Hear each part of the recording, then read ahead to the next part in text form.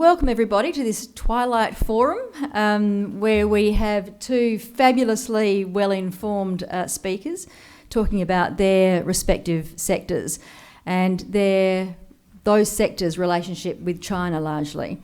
I'll introduce you properly in a moment to Tracey Hayes and Tony Battaglene, but I'll just go into a few other sort of things first. Each of them will speak for 10 to 15 minutes thereabouts. Tracey has a PowerPoint presentation as well, and they'll sort of talk about their industries, and then I'll be asking questions of them, largely revolving around the current situation with Chinese trade.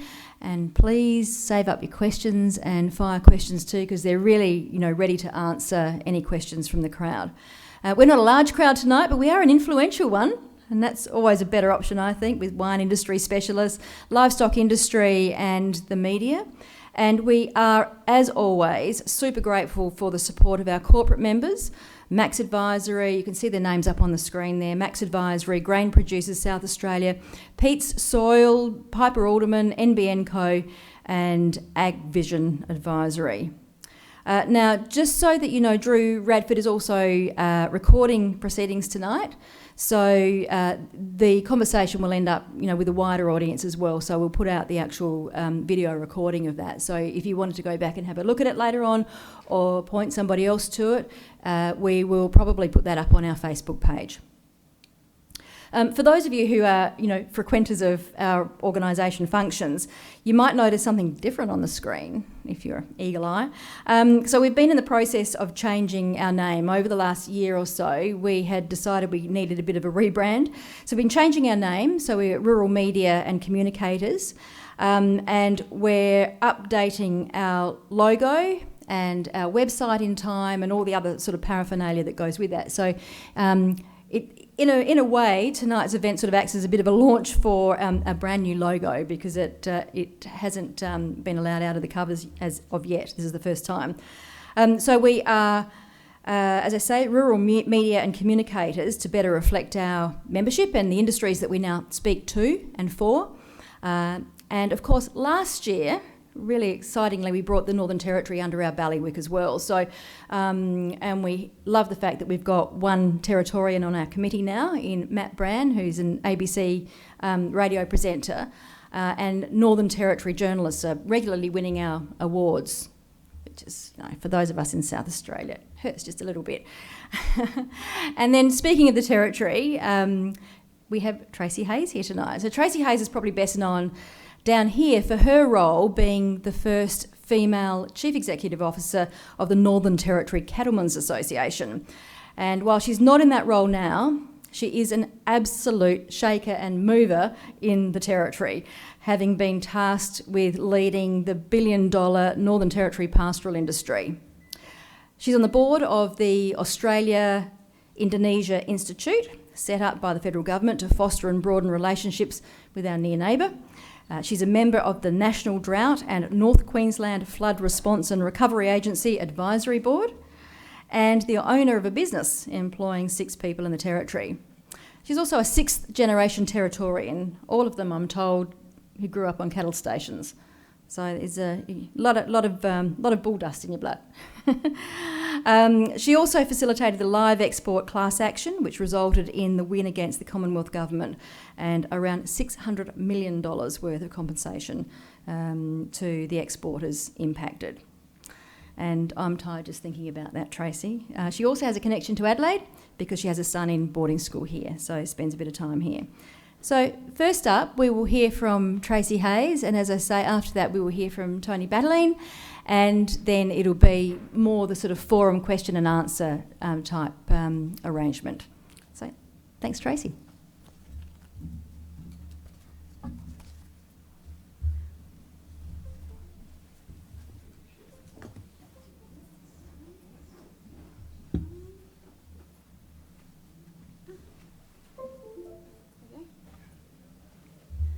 Thanks, Prue, and thanks very much for your warm welcome.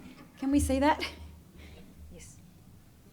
I've just got to apologise for my dodgy graphics. I need to ask one of my boys how to fix that little watermark there.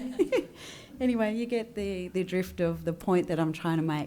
So I'd just like to start by acknowledging, well, first of all, a fellow former Territorian in the room, John Elfrink. It's lovely to see you again. I'd also like to acknowledge Matt Brand, or a couple of journalists who are part of your organisation, whose work I enormously respect and value. And of course, Matt Brand's our local Country Hour reporter, and of course Prue's work as a former Landline presenter. And I'd also like to mention Christy O'Brien, who I understand has been the recipient of a couple of awards. She's also a great storyteller and an enormous talent out of the Territory. So I just thought it was worth making mention of those people who, from the beef industry's perspective, we have enormous regard for. And lastly, Lee, your fearless leader, I'm disappointed I'm missing him tonight. It's really wonderful to see that he was recognised with an OAM. I'm formerly of the Orders of Australia Honours Council, and absolutely delighted to see Lee's nomination come through, and I'd really love to see more nominations, particularly from the media and people in agriculture. So it was great. We kind of interpreted that as a double whammy for industry. So thanks for having me. I love coming down to Adelaide. It's probably a little bit tricky to say Adelaide's my second most favourite place in Australia, but I think it's pretty fair to say that that's the case. Just quickly, I've put a slideshow together just to keep me focused and on point, because it is an interesting topic, talking about the beef industry and our position with China and the situation historically and as I see it going forward. It's an interesting relationship. So I just want to talk a little bit about of the context initially, a little bit about the China and Australian beef story, and touch on the competitors, and also I've got a slide on the geopolitical and strategic landscape to our north. Apologies if there's any typos in my slides. Anyway, so I'd just like to start talking about the situation, what one time I guess would have called is a trade heaven between our two nations. There's barely a day go by that we're not hearing about China on a news bulletin, and sometimes the topic of the reporting is often challenging. So I think for the average punter, they would be forgiven for thinking that trade with one of our most important trading partners is potentially on the ropes. According to a recent Senate hearing, we currently have 40 ships off the coast of China, stranded as I understand it, laden with coal as our imports into China have plummeted some 80%. Certainly a positive, I guess, for the Australian coal industry is that other nations have picked up the slack and imported increasing amounts of our product, and that mostly being Japan and India.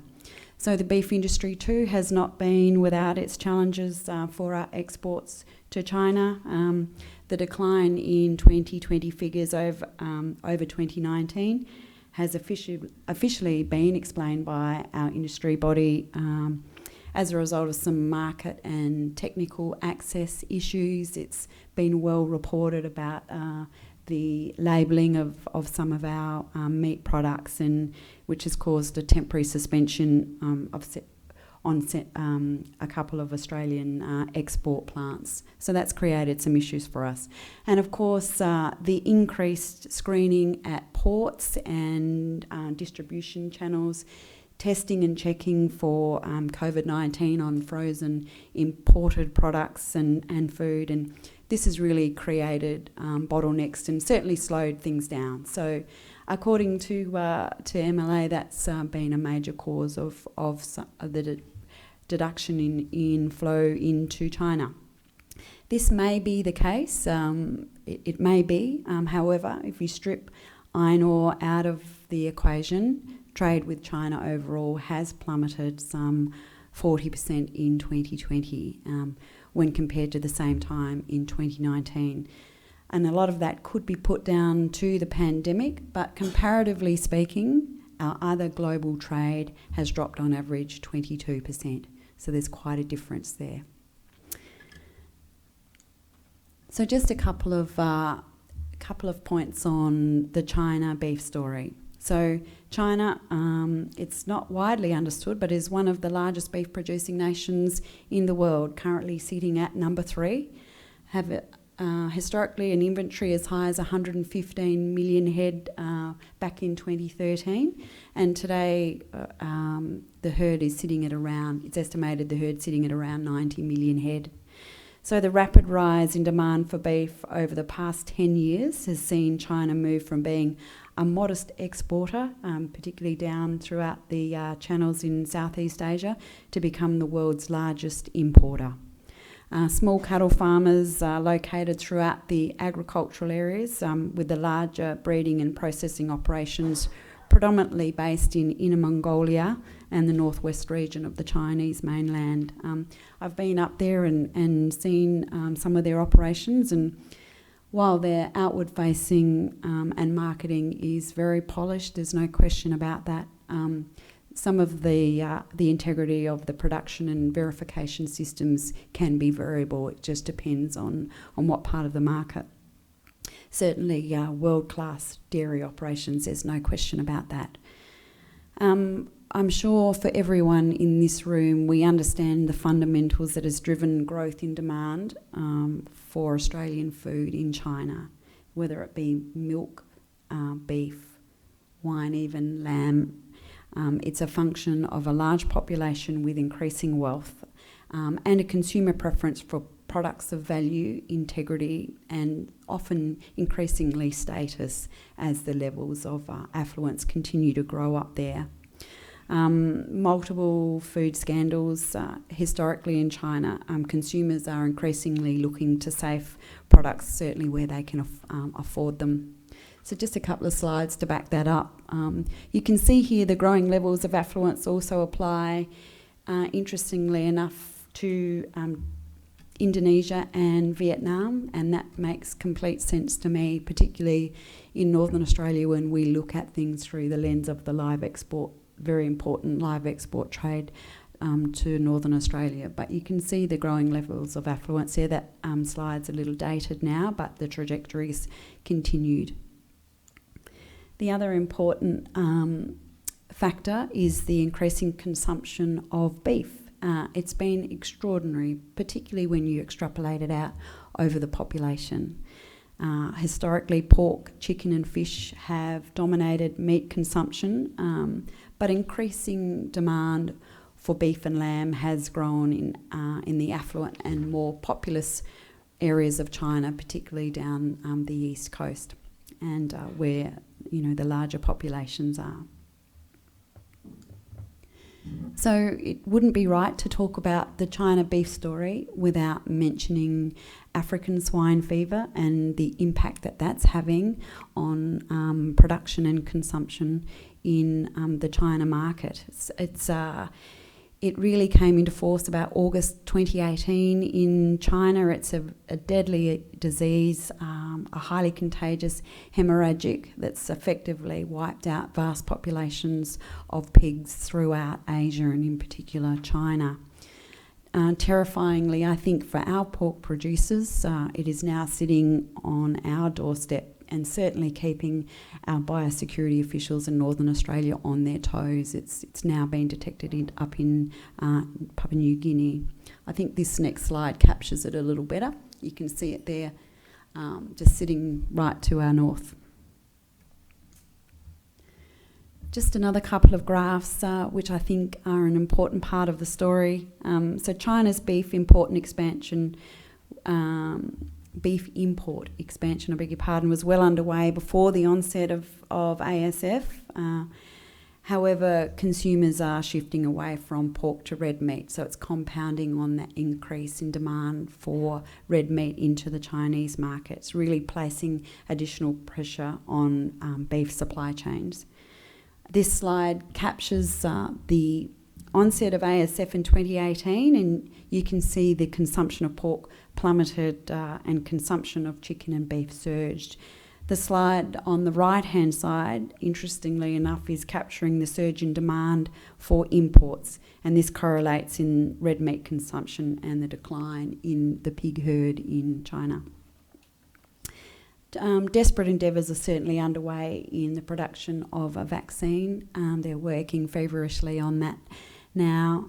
However, you may have picked up in the media that recent detections of mutant strains has realised, and that's creating some additional problems to the development of that vaccine. But I think what it says to beef producers is that African swine fever is going to be a problem for some time and will keep increasing pressure on consumption of beef right throughout the globe. Now for a few points quickly on the Australian beef herd. We're very much in the rebuild phase, certainly off the back of devastating and prolonged droughts pretty well right throughout the nation. We're quite, droughts are a word that we're quite familiar with, I think, in the territory. However, it's just been devastating in what we consider inside country. Not everyone's out of the woods, of course. It's still been patchy in some areas, but certainly we're enjoying a terrific wet season in Northern Australia, and that's really caused producers to batten down the hatches and retain their females, and really heavily focused on trying to rebuild their beef herd, keeping their breeders. I mean, the demand is red hot for females, there's no question about that.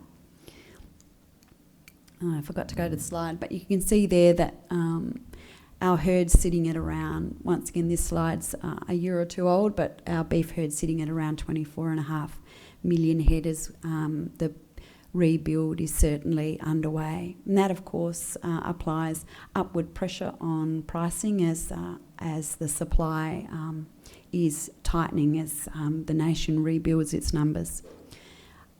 Just as an aside, land sales, beef production areas of land that's available for sale is absolutely red hot at the moment, and all that goes with it. So, really proud of this statistic.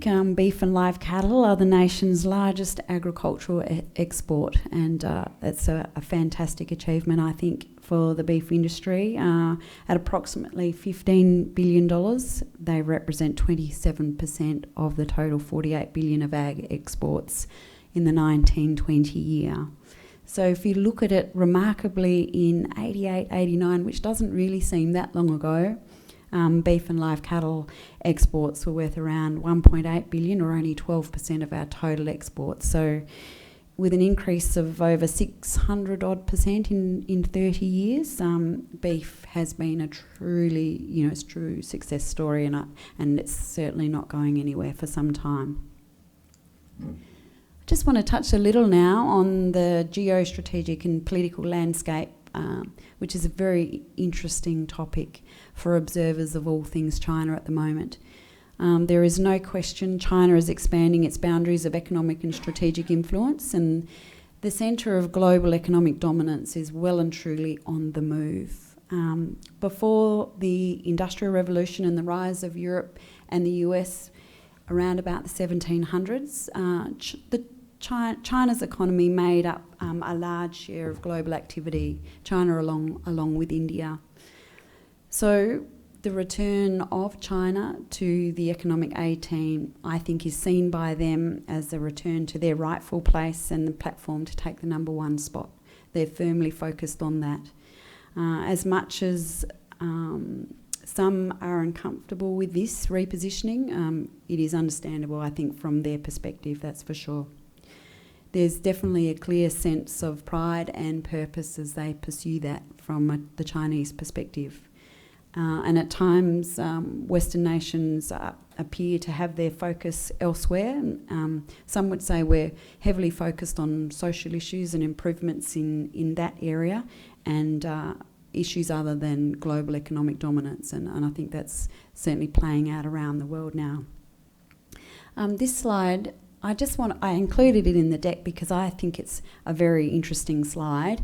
It's obviously the data points have improved in the last century or two, but it goes back a long way. But it just captures very well what the movement in the centre of economic dominance. And a couple of thousand years ago, it was firmly sitting in the east, and it's definitely heading back that way. It's if I think the last 3 years were added onto that slide, we'd see that trajectory widen somewhat, with them certainly gaining ground.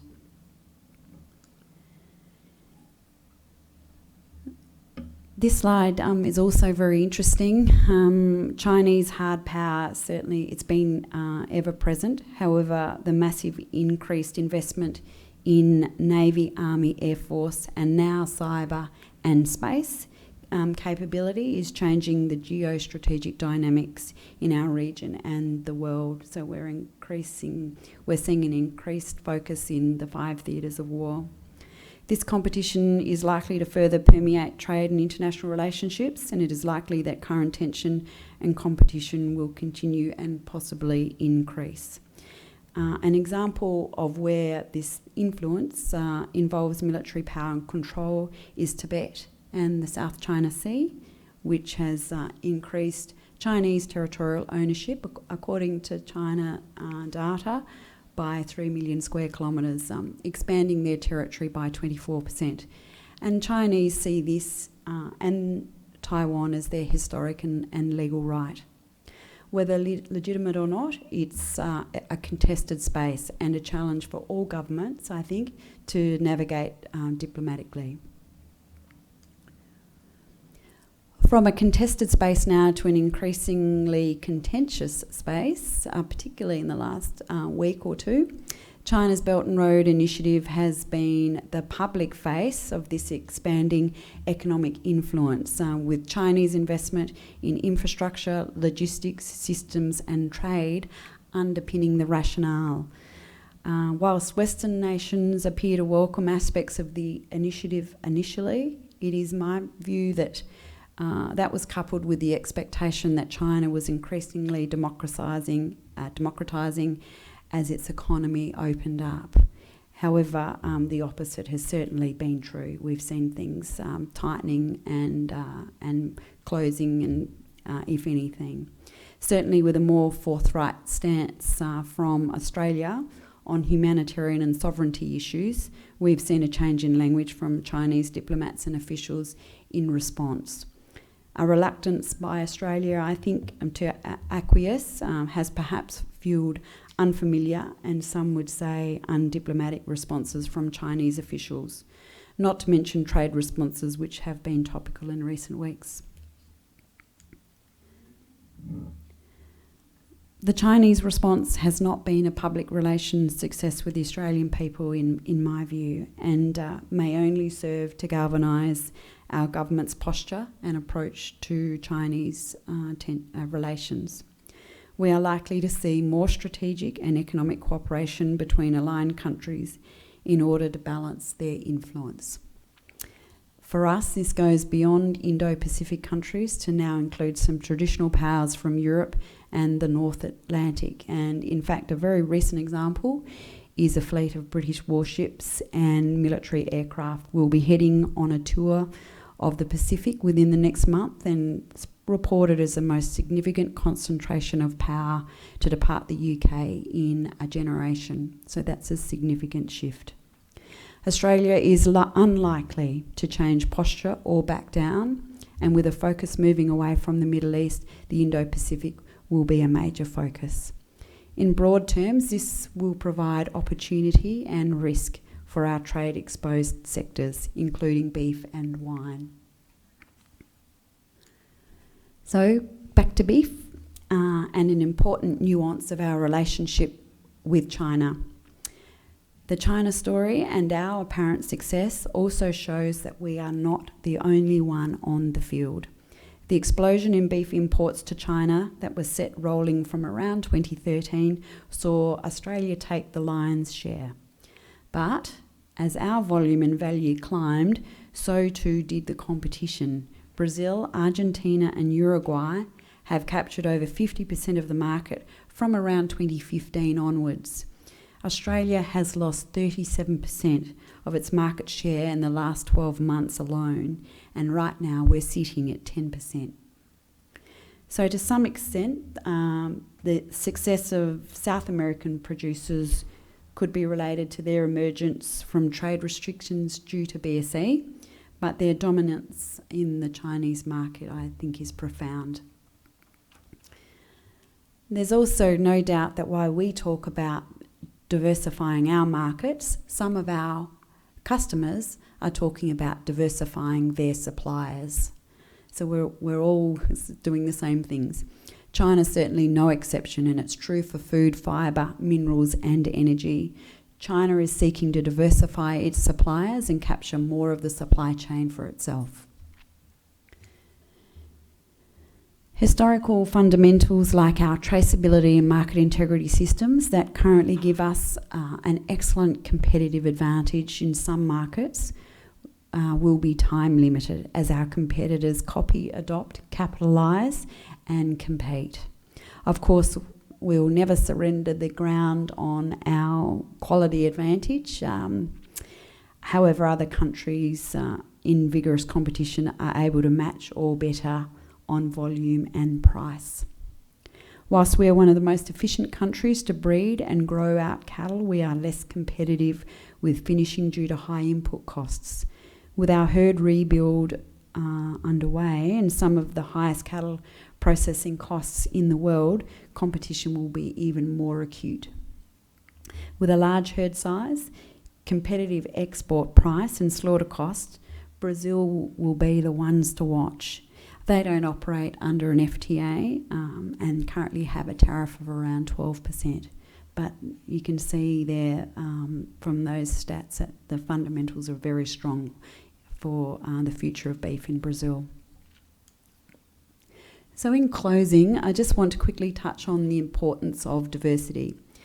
So eggs in one basket, it's the best analogy that I could think of, and certainly when I think of the importance of diversified markets, I cannot help but think of Indonesia, the ban in 2011, and how vulnerable we were. Our live cattle trade was almost entirely dependent on Indonesia, and I think most of you would be aware the importance of this trade, or the trade was developed as a function of northern cattle unable to be fattened in northern Australia. An abundance of cheap but really valuable byproducts of agriculture, some 4 days sail away from northern Australia, and it's our match made in trade heaven. There were some very expensive lessons in this for industry and of course government, and as Prue mentioned, with compensation for their illegal decision to ban the trade, likely to be in the vicinity of $600 million. And happy to talk about that after, but we're still working through that now.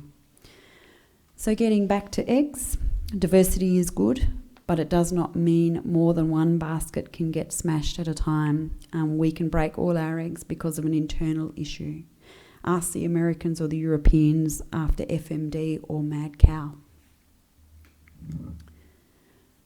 So the message is, we need to remain vigilant and ahead of our competition through what we do and the systems that we employ, all the while maintaining and growing the depth, value and diversity of our international relationships, trade and investment. Australia will really need to stay on the front foot. The obvious question is, to what extent should we rely on China? Is a 10% market share enough? And are we going to get squeezed out for non-trade reasons? There's a lot of work to do, there's no question about that. Thank you.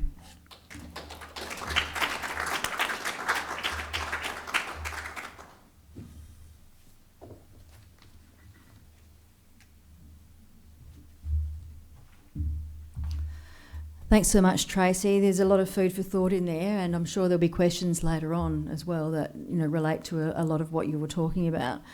I'll introduce Tony Battaglene now. He has had a career working in the research policy and in agri-politics.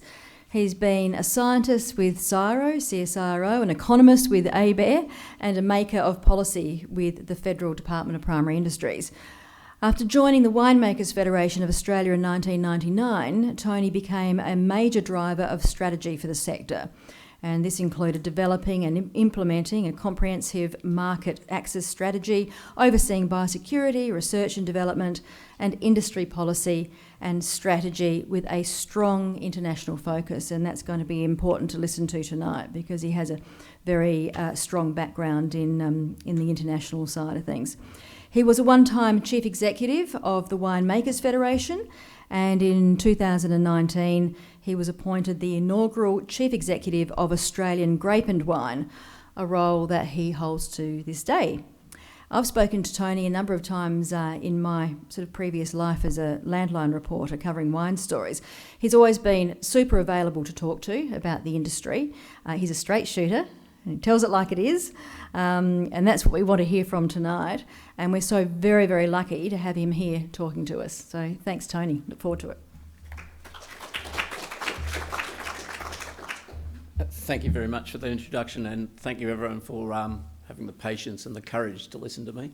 I did prepare a PowerPoint, but then I realised there was someone else here, so it would look bad if I used it. So I'm not going to use my PowerPoint. I'm just going to speak because I know my limitations.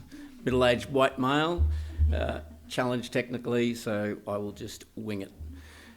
What I want to talk today is a little bit about the sector, the grape and wine sector, where we are, the role of China with it. I won't go into too much of the geopolitics because I feel scarred by it, but I will talk a little bit about it and just some of the journey we've had in the last 12 months really around China and a little bit before. So we're a sector that has a lot of cycles. I don't believe in cycles, but we have a lot of ups and downs. I think that's a more accurate description about it. We went through a really tough stage during the 90s. We were very strong, and then we hit oversupply, structural oversupply in the sector. It took us a long time to get out of it, started to move out of it, then we hit the GFC, $1.10 in the US didn't help us. That market, which was $1 billion market, and that way dropped down to half that virtually overnight. We've never recovered it. Then we recovered from structural oversupply because of China. So we went from virtually nothing, and I will talk past tense here, so China was a $1.3 billion export market for us out of a $3 billion exports, so around 40% of our exports. People talk about too many eggs in one basket. Well, I can't blame people for following the money when the people love your product, they pay top dollar, and it was top dollar, which makes what happened even more disturbing.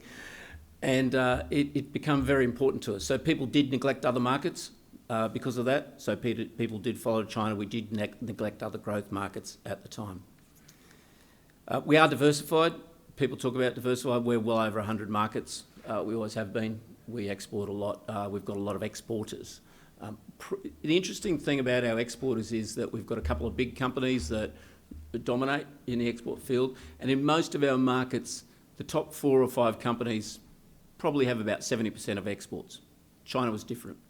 China, the top 4 or 5 companies held only 40% of that market, and we had the other 1,500 exporters, and we haven't got nearly that many exporters to any other one. They had the rest.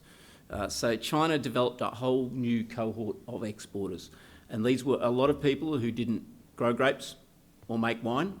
They bought grapes under contract, they got contract processed, and they exported brands into China.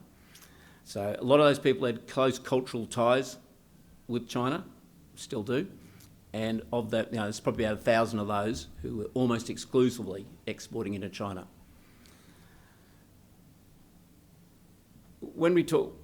Let's talk a little bit about the last 12 months. Look, it hasn't been a fun 12 months for us. We had the bushfires. The fires, we got through with about 1% that directly impacted by fire. It was pretty scary for those people who were involved in it, particularly up here in the hills. Then we had the smoke that affected another 4 or 5%. It was pretty horrific for a lot of producers at the time. We rolled beautifully away from fires into COVID.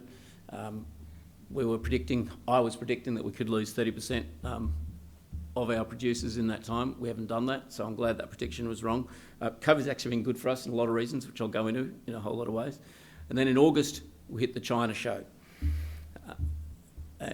So August, they announced the anti-dumping investigation. The preliminary tariffs imposed on us, and then the countervailing duties followed soon after. We were lucky, we had the experience of barley to follow, and thanks Dave. Dave was very helpful. It was one of my first phone calls to find out what happened, what mistakes they'd made and what we could do better. None of it helped me though, but thank you.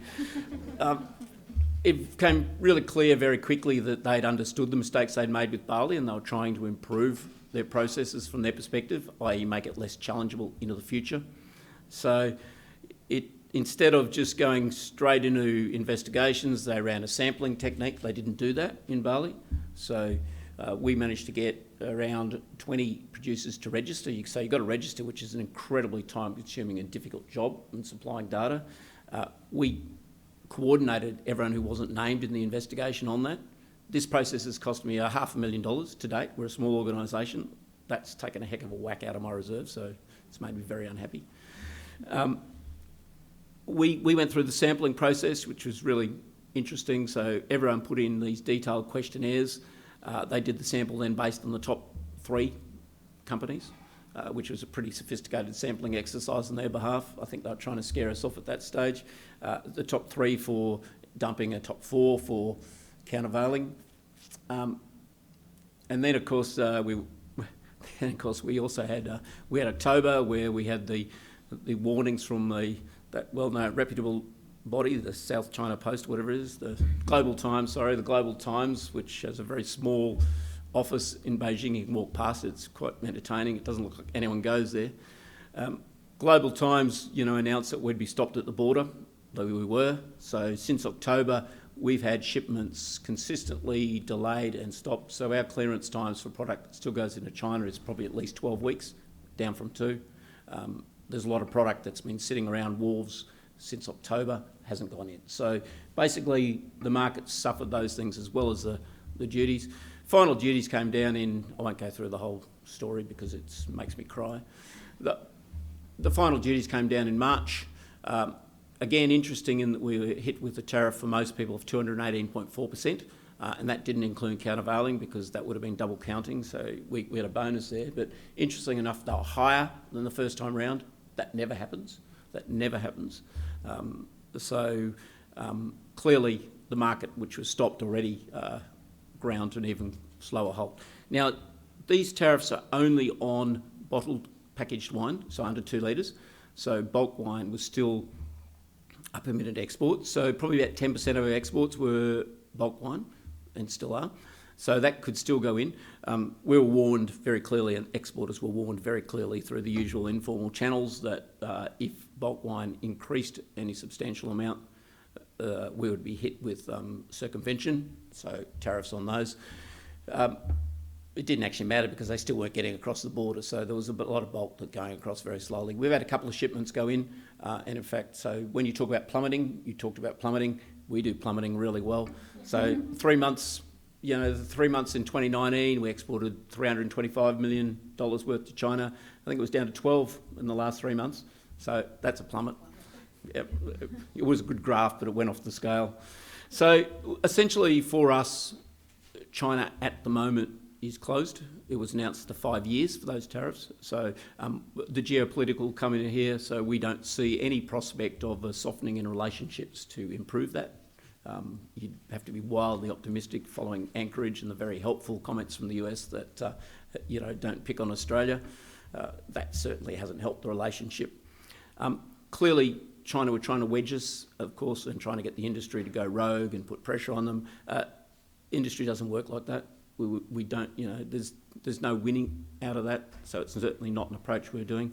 I had a very good meeting with the Deputy Ambassador in China when all this was going on, and no one could get meetings, and I did it via the Russians, so it always helps to make friends with the communist countries. And they got me a good 2-hour meeting with him, which was very helpful. And he was very honest and straightforward, and that, he was punishing us because of our position on everything else. So that the 14 points he was very clear about that, and that was before they were public. So China will be back for us, and we'll plan for that. But at the moment, we clearly aren't. People will ask about our next steps. So obviously we've been assessing the potential options we have. We know barley went to WTO. They had the bilateral discussions, and they haven't yet had the panel established, I don't think. We're considering those options. We'll make a decision. We've been talking with Dan Tehan. We've been talking to the Department of Foreign Affairs. We're looking at the other options. Obviously, there's committee stages going to the dumping committee. There's bilateral discussions, which is a bit of a joke, considering none of our bureaucrats have had a meeting with the Chinese official for 2 years. So that's not likely to change soon, in my view. So we'll pursue all those options, and we'll make a call in the next little while on where we go on that. I can give you a pretty clear prediction on that one, but we'll wait and see. It's the government's call. I think it's really important from our perspective is that we're in a world of pain, but we've got to put this in perspective. So it's about 10% of our exports were China by volume. It was 40% by value. So, but by volume, so that impact. We've already seen the impact on grape prices this vintage. So we've seen a significant drop in prices across the board. It's going to be a bloodbath next year, is my view. It's just because it doesn't matter how well you diversify, and you talk, diversification's really easy to say despite all the syllables, but it is really difficult to get a high value market and replace $1.3 billion overnight and a year's overnight. So we're doing pretty well in some of the other markets. So markets like the United Kingdom, they've shown really good growth. Some of this is obviously COVID driven. As I said, COVID has been good for us in many respects. So off-premise consumption has been very high as people can't go to pubs and clubs. So that's driven at those levels. Even in the US, we saw growth in trusted brands. So things like Yellowtail, which have a really high presence at some of that one end of the market, they've done very, very well. And that's been great for us and good for grape growers. But it's very hard to go towards that premium end where we are aiming and where our industry is targeting, with the off-premise likely to be very slow to recover in most of these key markets of ours. And that's going to be the issue that will slow our movement and our profitability over the coming years. We're going to survive it. There is no doubt that the industry will come out of us, but we are probably going into a period of structural oversupply. There's no doubt. The people who will really suffer are those 1,000 people with close cultural ties to China. I've got a meeting with about 70 of them next week to talk about what they're doing. Most of them want to stay in the business. They're good producers. They employ people over here. They've just got a different business model. They are looking desperately on how to diversify. It's much harder because their connections and their distribution chains were all in China. The issue about those is that they buy grapes off a lot of our grape growers, particularly in the warm inland regions, but also in the Langhorne Creeks and the Barossa Valley and right through, particularly South Australia. So South Australia is the area that's coming under most of the pressure. So we've got a big job to do. The government's been really good to work with on this, and we're working with Wine Australia, the marketing and promotional body, on this as well, and Austrade. We've got some big plans about looking at some of the marketing activities, but just as important is going to be market access issues, and it's got to be a long-term focus, because we need to have a long-term structural change to our sector to start to get that premium wines into some of those markets that we do not have the market share at the moment. So there's going to be a lot of effort that goes in for market access and how to improve that. And so we're not looking for a 1 year or 2 year sugar hit from the government. We're looking for a partnership that is going to go over 10, 15, 20 years. And that's the approach we're taking. So we'll do our bit, and we just need... And one of our problems is, of course, that there's continually regulatory imposts that are put on us in Australia because of the fact that the anti-alcohol lobby sees this as an opportunity to attack a weakened industry. And I find that reprehensible and also disappointing, also scares the hell out of me. So we got a lot of challenges. Markets that we are looking at seriously, obviously we've got a strong presence in the UK. The growth there has been strong. I think COVID, though, there's been a COVID-generated growth in that off-premise, and I think we've gone through where stocks were exhausted and now they're coming back. So I think we'll see a fall-off in that, but it still remains a good market. United States, everyone talks about the green shoots in the United States. There must be a lot of frost because those green shoots haven't grown into trees since the GFC, and I just don't know how we'll get through that. It's got a very complex system over there. Southeast and Northeast Asia, obviously very strong contenders. We dropped the ball in South Korea because China was so good. So everyone will be going back there, but the point is everyone will be going back there. We've got opportunities, there's no doubt, but it will take us time, and we have to be aware of that, so there'll be a bit of pain on the way. Everyone's doing their bit in Australia. It's been fantastic. And again, this is where COVID's been good. All our domestic producers relying on cellar doors, people travelling internally when they can. They've actually sold out of wine before this vintage, and this vintage is a cracker. So this is the first good vintage in 4 years. So they've sold out of wine. So people who are not reliant on export, not reliant on the big retailers, they're doing quite well and have been, and they will continue to do well if they can get the business model right. But we will need export, or the pressure will come on. Retailers will inevitably take advantage of this. So we've got a very concentrated retail market, and retailers do their best for their consumer and their shareholders, and so they will be looking to see what bargains they can pick up. And if we get into an oversupply situation, that will result in cheaper wine, more pressure on producers who sell to the retailers into the domestic market, and they control the domestic market, 70%. They control the online market, a similar sort of figure. So Dan Murphy's, you buy online, you buy from Dan Murphy's. Despite all the other people you see, they control it, they own it. So there's that market concentration issue will become very difficult. As I say, my biggest concern is grape growers. I think there's a world of pain coming. We need to be very careful, and we are doing our best to ensure that winemakers treat them with respect and at least are honest about what's going to happen. Winemakers are going to suffer as well because they've got to sell the product. There's a lot of expense, but there's going to be a lot of people under pressure. I don't want to be all doom and gloom because, as I say, we're going to survive, but the reality is that's where we are. So with China, we're planning on going back to China. So when we get through this issue, we will recommence with China. We've got really good relationships in China with the consumer and with our distribution chains there. They want our product. They're not allowed to have our product. They've been told that. So it's very clear that we need to be positioned to pivot back to an extent into China when we can. And so we'll be working on strategies that surround that. So we're not forgetting China, and we're telling every opportunity that we're not going to forget them. But we're going to be very careful about how we go about our business.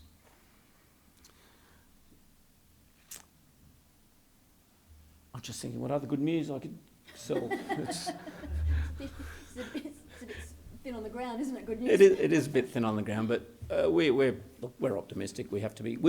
And I guess the point is that, and when we talk to investors, is that there are many of our established companies that are going to do really well. So Treasury Wine Estates is no secret that about 40% of their profit was coming from China. That's all publicly reported. They're a company that knows how to pivot, knows how to distribute, and they're going to go all right. Again, everyone's going to tighten their belt. And the family companies that are so much the heart and soul of the industry, they're the same. They weren't that exposed to China. So if you take out that top company, the biggest exposure anyone else had to China was about 10% of their export market. So it's recoverable. It just means that there's a lot of work. The other thing is, let's talk a little bit about the China market if I've got time. So China only grew in the last, 7 or 8 years. It grew dramatically. France really took the market over as that burgeoning middle class. A lot of it was because of the gift giving. The Red Army was our biggest customer for many years. Then President Xi put the anti-corruption moves in, and that certainly put a bit of a damper on premium spirits and wine for a while. But then the taste to be got by that burgeoning middle class. So that's where we really grew. It's been interesting, and they produce wine, so they're about the same size in grape growing as we are. Pretty much the same hectareage for wine grapes. Most of the wine's not terribly good, but it's there, and people like to drink local. There's a lot of bulk wine that used to come in from Australia and Chile and Argentina that was blended to make it better, and which is nothing wrong with that. That's a legitimate business practice. So that wine. So they've got some companies that were well established and with very good domestic reach as well. They started to suffer in the last few years. Obviously their blame was that we were subsidised and had a lot of subsidised and obviously dumping as well. Highest price point market, mind you, of anything we've got in the world. But that was the argument. The reality is that demand and consumption of wine in China has been dropping for a number of years. So you look at the stats now, and they're COVID affected, but it's down, 25, 30% this year, imports of wine. It's not all sovereign risk from other countries, it's not all our product. And the last 2 to 3 years, if you look at the statistics, it's been going down. So there hasn't really been import substitution. It's been a change in tastes and trends that is ongoing, I believe. So I think you will see that to continue for some time.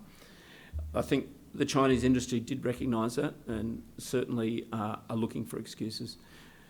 It's not just Australia that's been targeted, of course. So France had similar investigations back a few years ago.